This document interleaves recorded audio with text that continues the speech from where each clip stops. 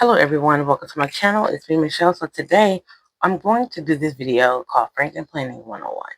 And so what I'm going to kind of do is to give you some tips and some tricks to kind of set up your own planner so that way you know if Franklin planning is right for you.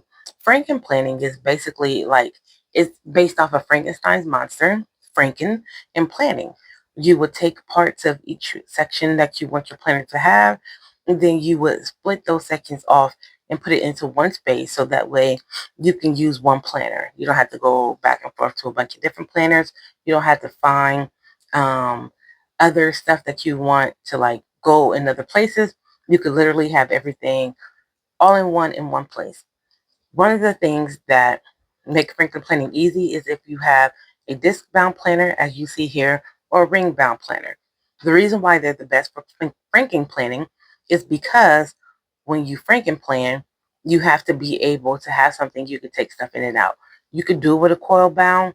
It's a little bit more difficult because you have to uncoil your planner, recoil it, and it has to be something that you're not going to be constantly changing out.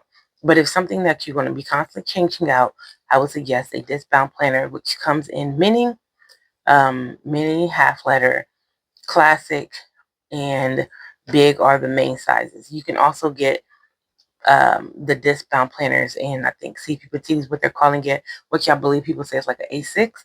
And if you do a ring bound planner, the main sizes is personal and A5.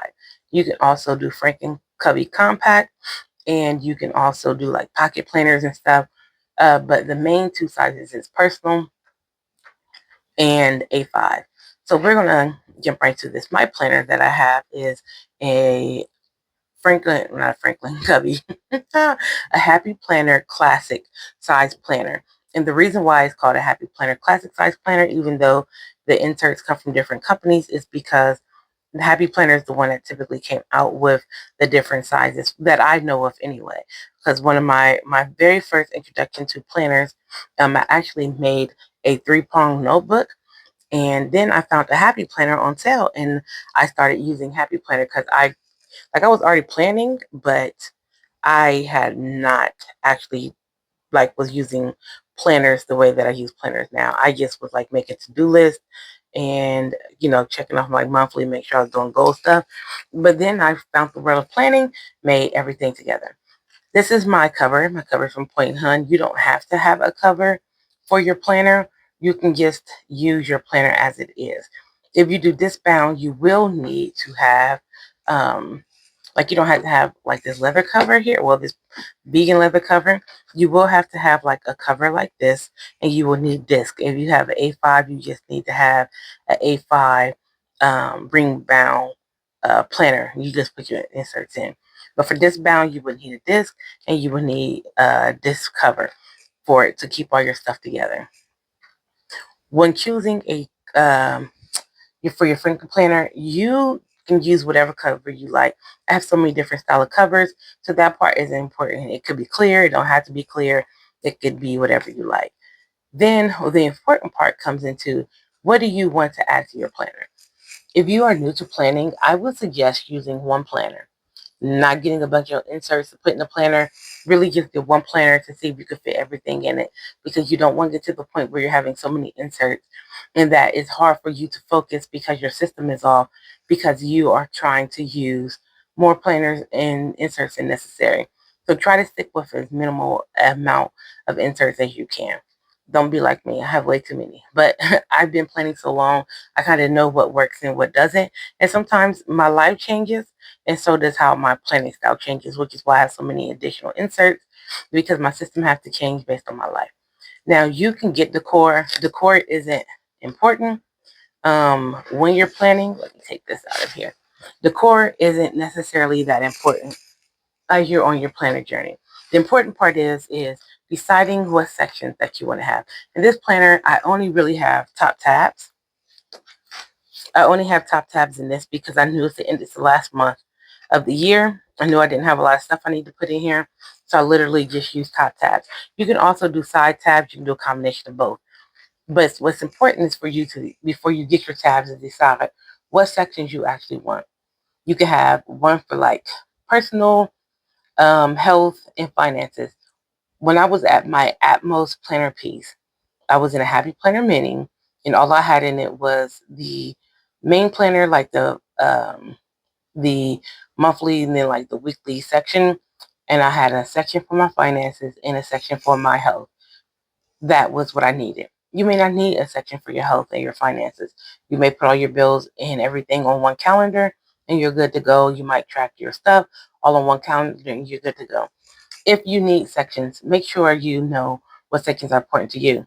Do you need a work section? Everybody doesn't have a job where they're going to need a work section, but do you need a work section? If you need a work section, then you have an insert for your schedule. So you have your scheduling scheduling section. You have your work section. If you want to track your health and fitness, but you want to do separately, you will have a section for your health and your fitness. Your health, fitness, and wellness can really all go into one unless you're gung ho about putting it separately. But if you need a section for that, if you do social media, you could probably put that with your work section as opposed to having a different section for that, especially if you don't take like I don't take social media like as a job or anything like that. I do it because I like it. And I typically just put it with whatever my work planner is going to be because I just put it all together. And so, like with Franklin Planning too, figure out what you can condense into one section so you won't have like your planner bulked up with a bunch of stuff that is unnecessary that you may not need. If your kids is in a lot of stuff, do you need to put your kids with your stuff on your regular schedule section, or do your kids need their own separate section so you can keep track of their schooling, you keep track of when they're on and when they're off and stuff? Do you need a section for it strictly for home? So if you have a home section, you could probably put your home, like your finances could be part of your home section. You could have a cleaning schedule. You could have meal inserts. So like what sections will you need? So is there a place you can put the home section, or does your home section need its own section? So that could be a different one. So you just really need to think about what are your priorities in your life and what do you need to track, and how many inserts do you actually need to track this in? Is this something that you can track together in other sections? So once you decide what your sections are, then you decide what your inserts are going to be. So let's see. I have a section for my goals. I have an inbox section. And so in my inbox section, let's see what else. So I do have a section for my inbox, and I really just use it as a brain dump.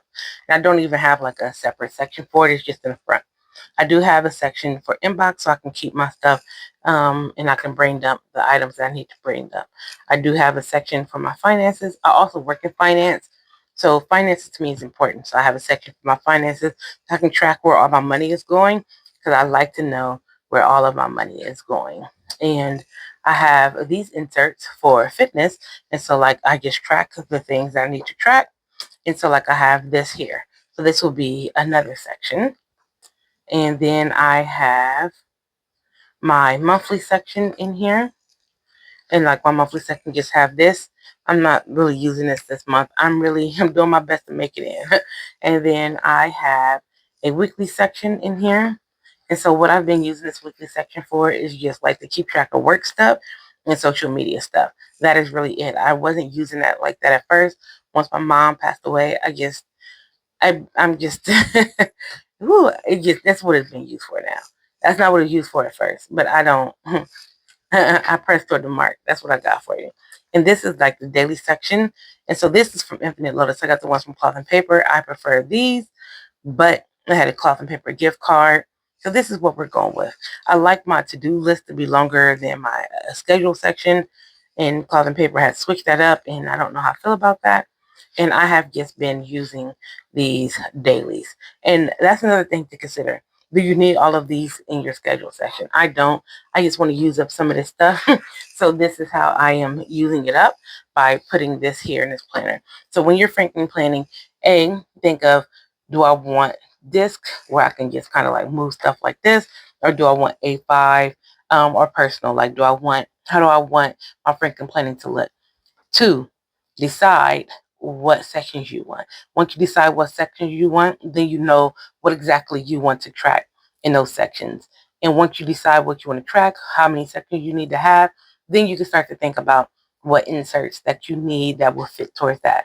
For your schedule section, are you an hourly person to track your stuff? Do you like to time block when you track your things? So that will make sense for you to get a insert that has some hourly stuff and some stuff where you can list if you like to list things as well. If you are a vertical planner, horizontal planner, you kind of know what you are. Sometimes it's trial and error, and sometimes certain things happen in your life that change how you need to plan. So you need to be open to, even if you Franken plan, you need to be open with how you want your planner to look. And so you guys, that's kind of like the quick tip bits that I want to give of planning. I don't know why I want to keep calling it something else. It's Franken planning. But when I put my 2025 planner together, I will go into more detail and you can kind of see how I chose my sections, and I can kind of go through everything and you can see in real time like why I decided to Frankenplan how Frankenplan. All right, you guys, I hope you guys have a wonderful day and I'll see you in another video. Peace.